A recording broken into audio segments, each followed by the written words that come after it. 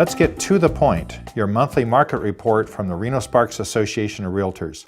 I'm Ken Amundson, your 2010 president, and this is the November report. Our report this month features our point of view on federal proposals to modify or eliminate homeowner mortgage interest deductibility. With tax credits and other government-backed incentives for buyers behind us, we're back to the basics. Who would have thought that supply and demand would make a comeback? First-time home buyers, investors, and people in search of their dream home are left with only terrific prices, the lowest mortgage rates in history, and a nice selection of homes to choose from. What a concept. Total closed sales of single-family homes in the greater Reno-Sparks area declined slightly in October after a slow start, with 410 homes sold during the month. Last year at this time, buyers were scrambling to get homes into escrow before November 30th to beat the original deadline for the $8,000 first-time homebuyer tax credit. Our 5-year look at the sales numbers puts October 2010 into perspective, the second highest October sales month since the end of the boom in 2005, and without tax credit incentives.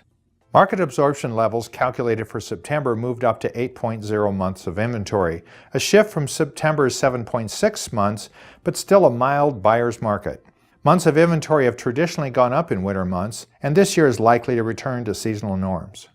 The median home price in October for single-family homes bounced back from September to finish at $172,775, extending our sideways drift to 17 months from May of 2009.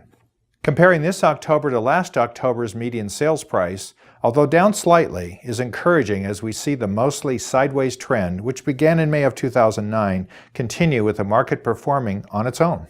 New listings available for sale in October came in at 581, down from September, but a healthy sign that new listings coming into the market are pacing sales numbers and not creating a glut of homes on the market. Distressed new listings, short sales, and bank owns in October continue to make up about 2/3 of the mix.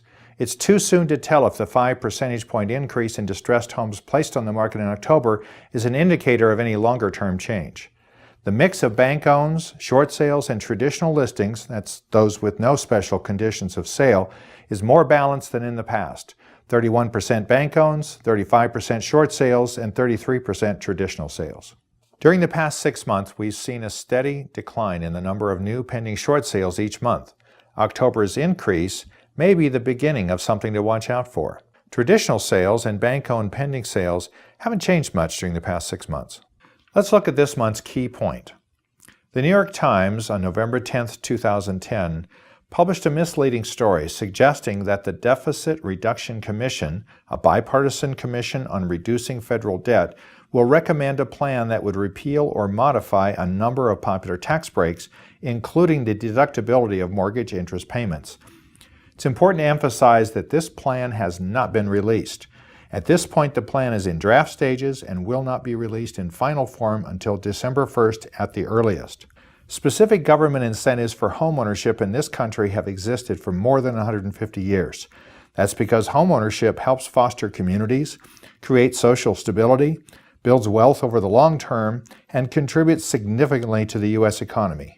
Realtors believe that anyone who is able and willing to assume the responsibilities of owning a home should have the opportunity to pursue that dream. Realtors oppose any tax reform plan that does not retain the deductibility of mortgage interest. The National Association of Realtors also opposes any effort to convert the mortgage interest deduction from a deduction into a tax credit. We look forward to working with public policymakers and industry leaders to ensure a model for responsible, sustainable homeownership. A look at Fernley. October single-family home sales were up more than 10% over September, a healthy sign that homebuyer incentives may not be necessary for long-term stabilization of the market.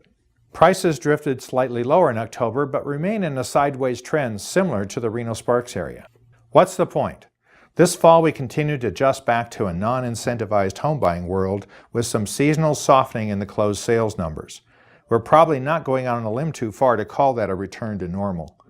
The size of the active inventory, net of any pending sales, remained virtually unchanged since July, with 2,154 single-family homes available for sale in the greater Reno-Sparks area. The mix of closed sales has shifted slightly during the past 2 months, with a small rise in the percentage of bank owns and a corresponding decrease in the percentage of short sales.